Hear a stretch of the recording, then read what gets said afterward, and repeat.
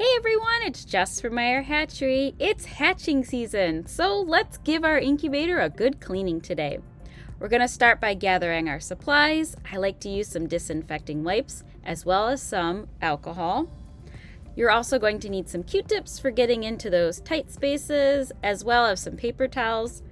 And lastly, depending on your incubator, you may need a screwdriver to get into some of the places. Be sure when cleaning your incubator that you follow all the instructions that came with your particular model of incubator. When it comes to incubator maintenance, I do like to clean my incubator both before and after a hatch, so my incubator is always ready, but I also want to make sure I disinfect it before any eggs go into the incubator. One thing that you want to do on a regular basis, depending on the model of incubator you have, is to clean the fan. Those fans, they collect those little feathers, especially after hatch. So you can use your finger, some Q-tips, or some paper towels, and carefully get in there and clean out your fan.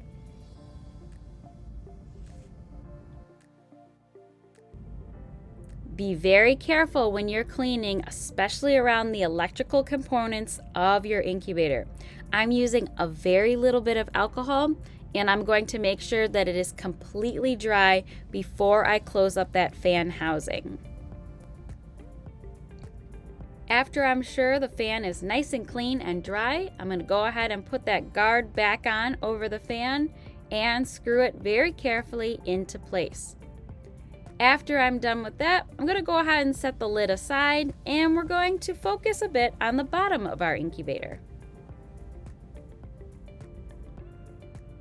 Depending on the model of incubator you have, you're going to have different pieces on the bottom of your incubator.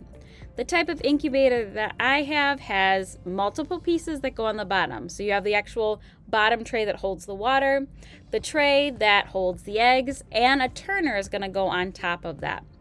So we want to make sure to clean all of those pieces, and my incubator is pretty well loved. It's more than a couple years old and has hatched a lot of eggs. So it may look like it's a little dirty, but I promise you it is super clean. Make sure to use your disinfecting wipes, and then I like to even go in with my alcohol and wipe everything down. We want a good disinfected incubator for our eggs.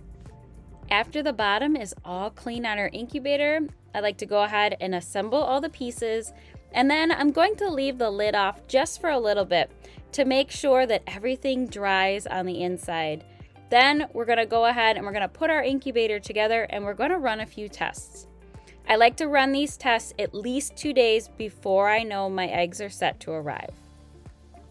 To test our incubator, we're going to go ahead and plug it in and set it up as if the eggs were in the incubator. So we're going to turn the power on. We're going to make sure that our turner is plugged in.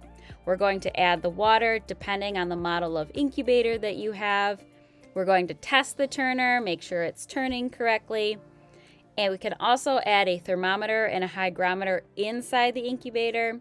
And you're going to get another really good reading on the temperature and the humidity in your incubator.